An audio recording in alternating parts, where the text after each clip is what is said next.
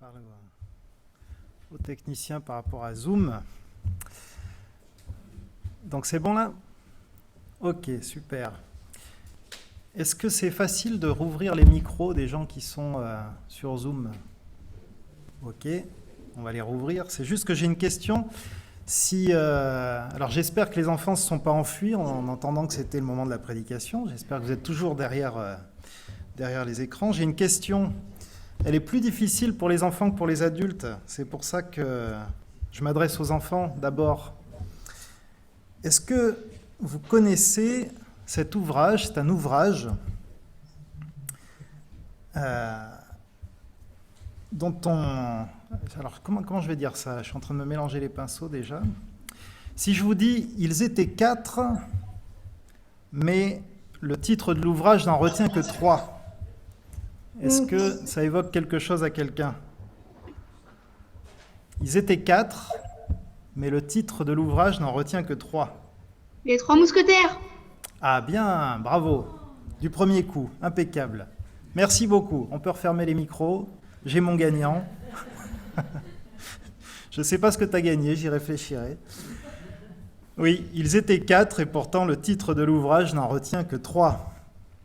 Athos, charismatique, de haute et vieille noblesse. Porthos, costaud et bon vivant, fidèle compagnon. Et puis Aramis, séducteur, élégant, intellectuel. Ces 3 mousquetaires du roi Louis XIII étaient intéressants, mais voyez-vous, c'est la rencontre avec un jeune homme pauvre venu de Gascogne, un certain D'Artagnan, qui va les unir. Les 3 mousquetaires, on pourrait dire que ce sont 4 compères, unis comme les 5 doigts de la main. Un pour tous et tous pour un, ça c'est leur devise. Et le titre de l'ouvrage ignore ce D'Artagnan. Le mousquetaire manquant, c'est lui. Mais la pièce maîtresse de l'ouvrage d'Alexandre Dumas, c'est aussi lui. Sans lui, il n'y a pas d'histoire. Sans lui, il n'y a pas d'épopée héroïque. Sans lui, les autres ne sont pas un pour tous et tous pour un. Alors, j'ai quelqu'un qui... Ah oui, d'accord. Ça fait du bruit dans Zoom, apparemment. C'est ça? Non? C'est bon? Non, on y va. On prend le temps qu'il faut. Voilà. C'est bon. Ça va là? On y est?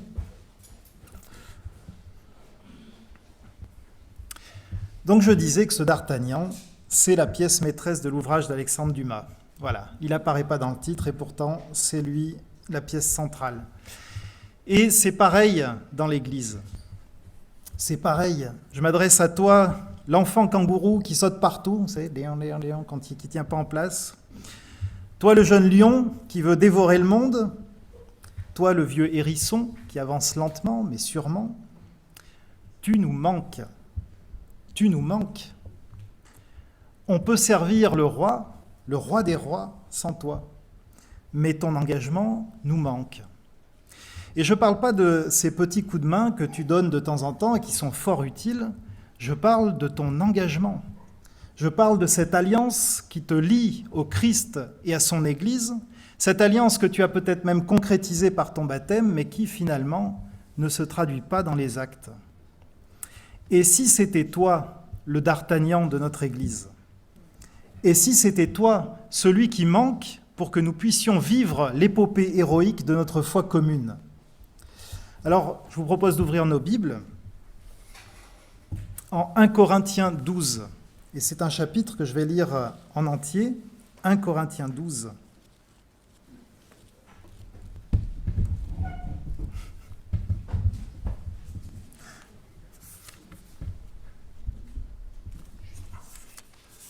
Pas de souci. On m'enlève les reflets, apparemment. Là. C'est les joies du direct. C'est bon? On est bon à peu près? Vous voyez comment on prend soin de vous sur Zoom? On essaye d'enlever les reflets pour que je sois bien beau, bien présentable. Alors, 1 Corinthiens 12 nous dit ceci. Pour ce qui concerne les pratiques spirituelles, je ne veux pas, mes frères, que vous soyez dans l'ignorance. Vous savez comment, quand vous étiez des non-juifs comme les autres, vous étiez entraînés et dévoyés vers les idoles muettes. C'est pourquoi je vous certifie que personne, en parlant par l'Esprit de Dieu, ne dit anathème à Jésus, et que personne ne peut dire Jésus est le Seigneur, sinon par l'Esprit Saint. Or, il y a diversité de dons de la grâce, mais c'est le même Esprit. Diversité de services, mais c'est le même Seigneur. Diversité d'opérations, mais c'est le même Dieu qui opère tout en tous. Or, à chacun, la manifestation de l'Esprit est donnée pour l'utilité commune. En effet, à l'un est donné par l'Esprit une parole de sagesse, à un autre une parole de connaissance selon le même Esprit, à un autre de la foi par le même Esprit, à un autre des dons de guérison par l'unique Esprit, à un autre la capacité d'opérer des miracles, à un autre celle de parler en prophète, à un autre le discernement des esprits, à un autre diverses langues, à un autre l'interprétation des langues, mais c'est un seul et même Esprit qui opère toutes ces choses, distribuant à chacun en particulier comme il le décide. En effet, comme le corps est un, tout en ayant une multitude de parties, et comme toutes les parties du corps, en dépit de leur multitude, ne sont qu'un seul corps, ainsi en est-il du Christ. Car c'est dans un seul esprit que nous tous, soit juifs, soit grecs, soit esclaves, soit hommes libres, nous avons reçu le baptême pour appartenir à un seul corps, et nous avons tous été abreuvés d'un seul esprit. Ainsi, le corps n'est pas une seule partie, mais une multitude. Si le pied disait « Parce que je ne suis pas une main, je ne fais pas partie du corps », il n'en ferait pas moins partie du corps. Et si l'oreille disait « Parce que je ne suis pas un œil, je ne fais pas partie du corps », elle n'en ferait pas moins partie du corps. Si tout le corps était œil, où serait l'ouïe ? S'il était tout ouïe, où serait l'odorat ? En fait, Dieu a placé chacune des parties dans le corps comme il l'a voulu. Si tous étaient une seule partie, où serait le corps ? Maintenant donc, il y a une multitude de parties et un seul corps. L'œil ne peut pas dire à la main « je n'ai pas besoin de toi », ni la tête dire aux pieds « je n'ai pas besoin de vous ». Bien au contraire, les parties du corps qui paraissent les plus faibles sont nécessaires. Et celles que nous estimons être les moins honorables du corps, nous les entourons d'un plus grand honneur. Ainsi, ce sont nos parties les moins décentes qui sont traitées avec le plus de décence, tandis que celles qui sont décentes n'en ont pas besoin. En fait, Dieu a disposé le corps de manière à donner plus d'honneur à ceux qui en manquaient, pour qu'il n'y ait pas de division dans le corps, mais que toutes les parties du corps s'inquiètent de la même façon les unes des autres. Et si une partie du corps souffre, toutes les autres souffrent avec elle. Si une partie du corps est glorifiée, toutes les autres se réjouissent avec elle. Vous êtes le corps du Christ, vous en faites partie, chacun pour sa part. Or Dieu a placé dans l'Église, premièrement des apôtres, deuxièmement des prophètes, troisièmement des maîtres. Ensuite, il y a des miracles, ensuite des dons de guérison, des aptitudes à secourir, à gouverner diverses langues. Tous sont-ils apôtres ? Tous sont-ils prophètes ? Tous sont-ils maîtres ? Tous font-ils des miracles ? Tous ont-ils des dons de guérison ? Tous parlent-ils en langue ? Tous interprètent-ils ? Passionnez-vous pour les meilleurs dons de la grâce, et je vais vous montrer la voie qui surpasse tout.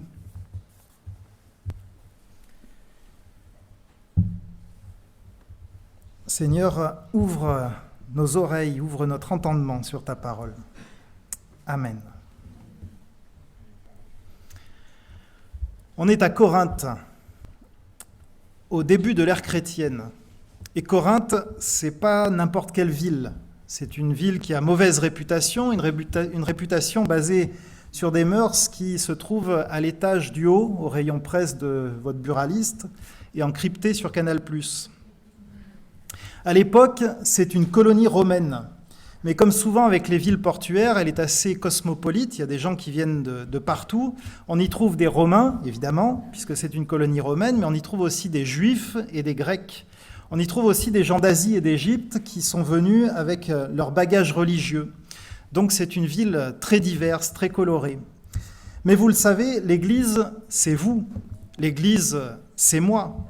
Et l'Église ici, elle est faite de Tourangeaux de Touraine, de Tourangeaux d'Afrique, de Tourangeaux d'Amérique, et il y a même un Tourangeau auvergnat, paraît-il. Et chacun débarque avec son bagage. Et c'est pas toujours facile à vivre. Vous savez, entre les dévisseurs d'ampoules, les pentecôtistes, Et puis les joueurs d'orgue austères de la tradition réformée, ou entre la foi dansante et chantante des tourangeaux africains et l'exubérance anglo-saxonne qui est à son paroxysme à l'heure du thé, vous voyez bien qu'il y a un peu de travail. C'est pas toujours facile. Mais franchement, nos difficultés ne sont rien à côté de celles de l'église de Corinthe. On a vraiment des difficultés de riches dans notre église. Si vous lisez cette lettre de Paul aux Corinthiens, et je vous invite à le faire, vous découvrirez que Paul y traite de disputes qui ont lieu au sein de l'église, par exemple pour savoir qui est le meilleur entre Pierre, Paul ou Barnabé.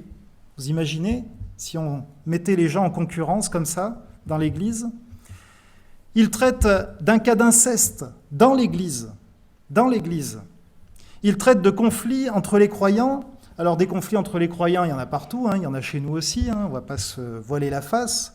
Mais enfin, cela les amène à se traîner les uns les autres devant les tribunaux. Je ne sais pas si vous pouvez imaginer l'ambiance d'une église où les choses se passent comme ça. Moi, j'ai du mal à avoir ça en tête. En tout cas, je sais que j'aimerais pas en être le pasteur. Il ne devait pas s'ennuyer. Il traite de certaines personnes qui se pensent tellement spirituelles qu'ils croient qu'ils peuvent faire n'importe quoi de leur corps, parce que le corps, ça c'est le truc qui va périr de toute façon, donc il fait bien ce qu'il veut. Il traite de questions liées au mariage, de questions liées à l'idolâtrie, et puis il traite aussi des repas en commun, qui n'ont rien de commun que le nom, puisque les uns se gavent et se saoulent, ils mangent jusqu'à l'ivresse, dit le texte, tandis que les autres n'ont rien à manger. Alors il y a de l'ambiance, il y a de l'ambiance dans cette église. Et c'est là qu'on arrive au chapitre 12, où Paul traite un autre problème et qui transparaît dans les versets 1 à 7 qu'on a lus tout à l'heure. Ce qui se passe, c'est qu'il y a un prophète, le prophète Joël, qui avait annoncé ce que Dieu allait faire à la Pentecôte. Au chapitre 3 du livre de ce prophète, donc Joël 3, les versets 1 et 2, on lit ceci. « Après cela, je répandrai mon souffle sur tous, vos fils et vos filles deviendront prophètes, vos anciens auront des rêves, et vos jeunes gens auront des visions. Même sur les esclaves et sur les servantes, en ces jours-là, je répandrai mon souffle. Le souffle de l'Esprit va arriver sur tout le monde. Les jeunes, les vieux, les esclaves, les hommes libres, tout le monde.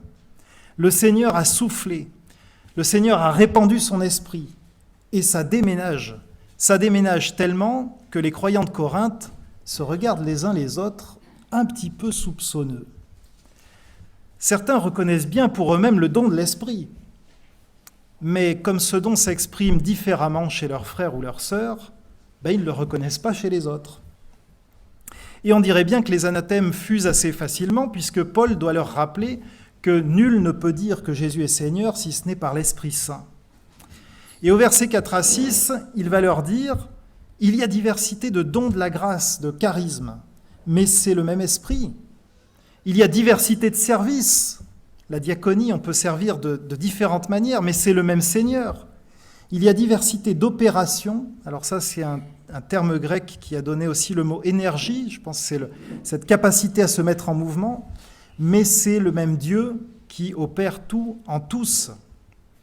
Et vous remarquez au passage la formulation trinitaire, le même esprit, le même Seigneur, le même Dieu. Diversité de dons, donc, pour l'utilité commune. Alors si je traduis ça dans le langage d'Alexandre Dumas, ça donne un pour tous pour un. Et du coup, il y a un mensonge dont on doit se débarrasser. Un mensonge qui fait du mal à l'Église. Ce mensonge, on le trouve développé dans les versets 15 à 18. C'est ce mensonge qui dit « Comme je ne suis pas ceci ou cela, je ne fais pas partie de l'Église. Et du coup, je ne m'engage pas parce que je ne fais pas partie de l'Église. » Et à ce sujet, Paul fait une démonstration par l'absurde.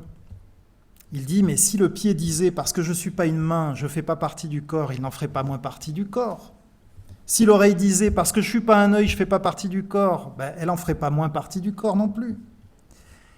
Et donc toi qui viens faire corps avec nous chaque dimanche depuis des semaines, des mois, des années, peut-être, tu continues de penser que tu ne fais pas partie du corps.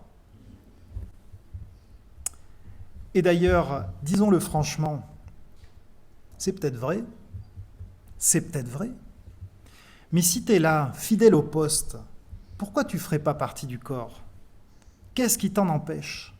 Pourquoi est-ce que tu viens depuis si longtemps, signe clair que Jésus t'appelle, et tu ne lui réponds pas ? Engage-toi. Reconnais enfin qu'il est ton Seigneur et ton Sauveur. Fais-toi baptiser. Et ce cran et ce courage. On démarre une préparation au baptême samedi prochain. Eh bien, on t'attend, D'Artagnan. Tu nous manques. Mais peut-être aussi que tu es engagé avec le Seigneur. Peut-être que tu es baptisé et que tu marches avec lui, mais tu te compares. Tu te compares, et évidemment, c'est en ta défaveur. Sinon, c'est pas marrant, les comparations. Tu te dis que tu n'es pas à la hauteur, que de toute façon, toi, tu n'as pas de don, que tu n'as aucune idée de comment tu pourrais être utile à l'Église. Tu te dis peut-être que tu es faible et que le Seigneur, il ne risque pas de faire grand-chose avec toi. Eh bien, tu ne perds rien pour attendre. Parce que Paul s'occupe spécifiquement de ton cas. Et ce qu'il dit est très clair. On le voit dans les versets 19 à 26. Ce qu'il dit, c'est « Tu es faible, tu n'arrives à rien par toi-même, mais tant mieux. » Et on va voir pourquoi. D'abord, Paul rappelle que dans l'Église, il n'y a ni champion, ni loser. Ou pour le dire autrement, il n'y a personne qui soit à admirer, et il n'y a personne qui soit à dénigrer. On est tous dans le même bateau, et ce bateau, c'est un voilier qui est poussé par le vent de l'Esprit Saint. Dans ce bateau, il n'y a qu'un seul capitaine. Ce capitaine, c'est Jésus. Et nous, on est des moussaillons. On est des moussaillons. Personne n'a rien à envier à personne. Maintenant, dans ce bateau, le capitaine fait des choses étranges. Il fait des choses bizarres. Et notamment, il confie le gouvernail à des pauvres types. Mais vraiment, il confie le gouvernail à des pauvres types. Si vous prenez le temps de regarder la vie de ceux à qui, dans la Bible, Dieu a confié des responsabilités, vous verrez que leur point commun, c'est vraiment d'être des pauvres types. Alors nous, on les admire, je dirais presque a posteriori, parce qu'on voit en eux des grands hommes de Dieu, et c'est juste, d'une certaine manière, c'est juste. Après, il faut définir ce qu'est un grand homme de Dieu. J'avais un ami qui disait « il n'y a pas de grand homme de Dieu, il y a juste des petits serviteurs ».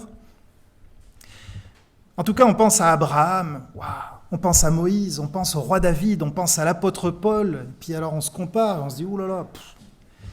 Mais c'est quoi un grand homme de Dieu ?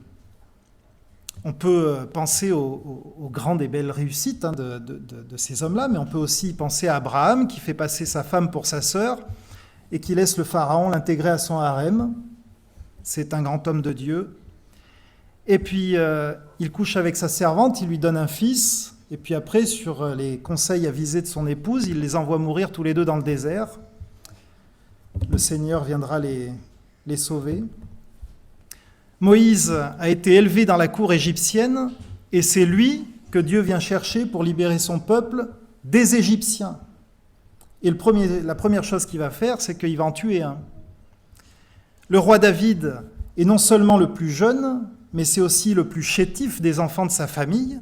Il s'empêtre tellement dans l'armure du roi qu'il va préférer aller combattre Goliath sans elle, et une fois roi, il ne va pas hésiter à envoyer à la mort le mari de la femme qu'il convoite. Quant à l'apôtre Paul, ça n'était rien de moins qu'un persécuteur des chrétiens, co-responsable de l'assassinat d'Étienne. Les voilà, nos grands hommes de Dieu. Alors tu es faible, eh bien Dieu t'appelle. Dieu t'appelle. Et tu sais pourquoi Dieu t'appelle ? Il t'appelle parce que toi qui es faible, tu ne vas pas usurper la gloire qui lui revient. De Moïse, la Bible dit que la terre n'a jamais porté un homme aussi humble. Le roi David passe la plupart des psaumes à pleurer sur sa misère. Paul se présente comme le premier des pécheurs et le dernier des apôtres, pas par modestie, mais par connaissance lucide de ce qu'il était devant Dieu. Ce sont de tels hommes et de telles femmes que le Seigneur élève. Quant à ceux qui s'élèvent eux-mêmes à la force du poignet, eh bien tôt ou tard, le Seigneur les humilie. Dieu a disposé le corps de manière à donner plus d'honneur à ceux qui en manquaient, dit le verset 24. Alors, tout le monde a sa place dans l'Église du Christ. Et tu nous manques, D'Artagnan, tu nous manques. Et si tu ne sais pas comment tu peux servir l'Église, eh bien écoute ce qui va suivre, ça va t'intéresser. Saint Augustin disait « La mesure de l'amour, c'est d'aimer sans mesure ». C'est joli. La mesure de l'amour, c'est d'aimer sans mesure. Certains s'interrogent sur les versets 27 à 31 qui nous disent que Dieu a placé dans l'Église premièrement des apôtres, deuxièmement des prophètes, troisièmement des maîtres, ensuite il y a des miracles, et puis des dons de guérison, des aptitudes à secourir, à gouverner, diverses langues. Et se demandent s'il y a là un ordre d'importance. Est-ce qu'il y a un ordre hiérarchique ?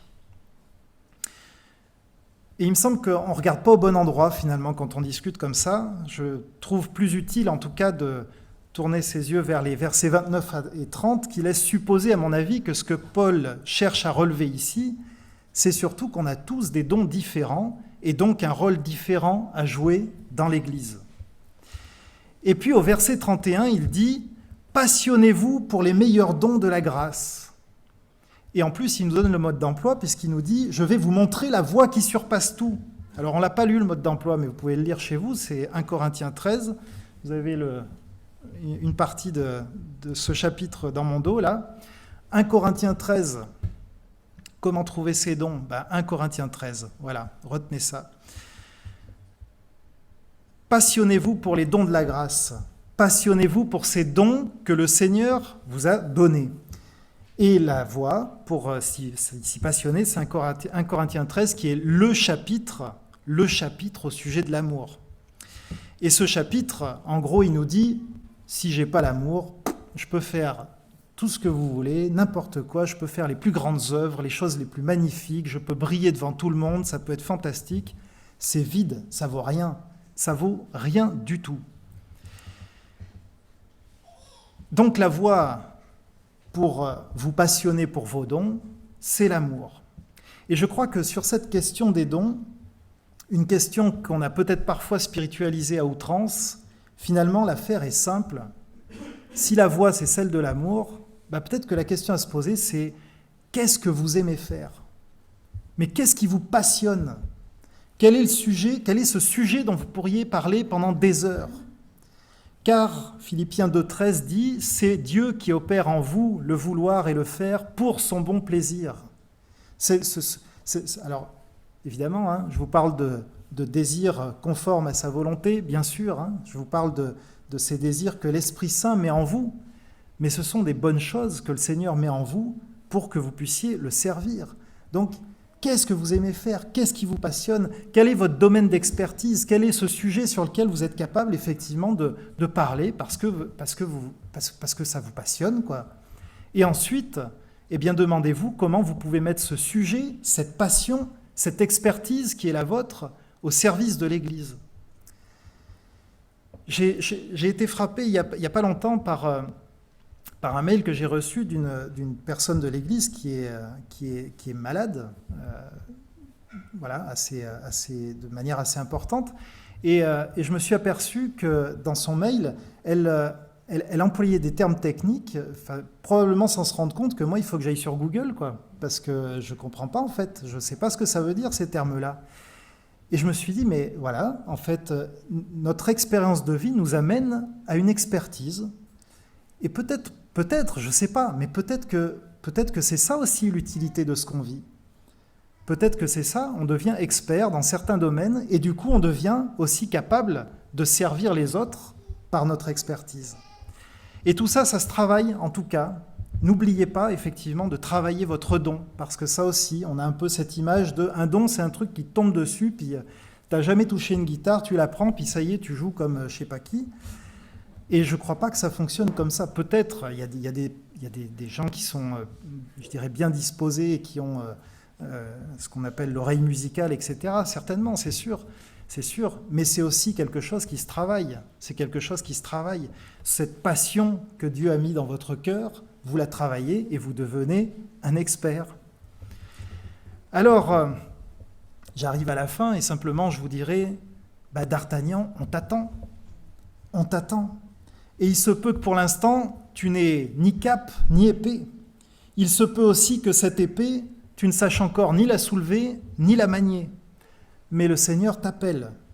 Il t'appelle à rejoindre les mousquetaires du roi des rois, à mettre ta passion au service de tes frères d'armes et à dire avec eux, c'est-à-dire avec nous, un pour tous et tous pour un.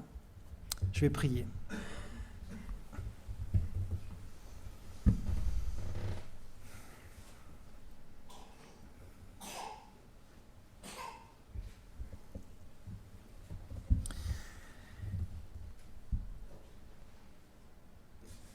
Seigneur, je veux simplement te rendre gloire parce que vraiment tu donnes un sens à notre vie et qu'aucune vie n'est inutile. Il y a simplement des gens qui n'ont pas encore ou compris ou trouvé le sens de leur appel, mais toi tu les appelles, Seigneur. Je te prie pour que tout ce qui a été partagé là puisse faire son chemin dans les cœurs de chacun. Je te prie pour que ceux qui doivent s'engager avec toi le fassent et ce cran de s'engager. C'est tellement difficile dans la société dans laquelle on se trouve aujourd'hui qui nous incite plutôt à l'inverse, à ne jamais prendre de responsabilité, à ne jamais s'engager nulle part pour garder notre liberté sans se rendre compte que en fait, la seule liberté qu'on a, c'est celle de s'engager dans les voies que toi tu ouvres devant nous, et la première d'entre elles étant de s'engager avec toi par le baptême. Seigneur, je te prie pour toutes celles et ceux qui aujourd'hui se voient faibles, se voient sans force, et je te rends grâce pour chacun d'entre eux, Seigneur, parce que je sais que c'est à travers eux en particulier que tu veux glorifier ton nom. Je te prie, Seigneur, pour qu'ils puissent garder tout à la fois cette vision correcte de ce qu'ils sont devant toi, mais qu'ils puissent aussi voir comment toi tu les vois et ce que tu es capable de faire à travers eux.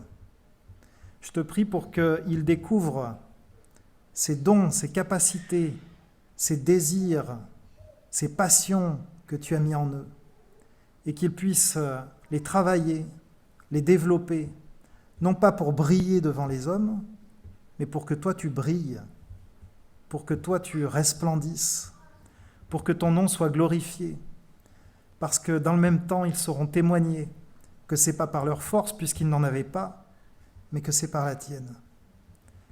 Seigneur, je sais que tu appelles. Je te prie maintenant pour que cet appel soit entendu par chacun. Amen.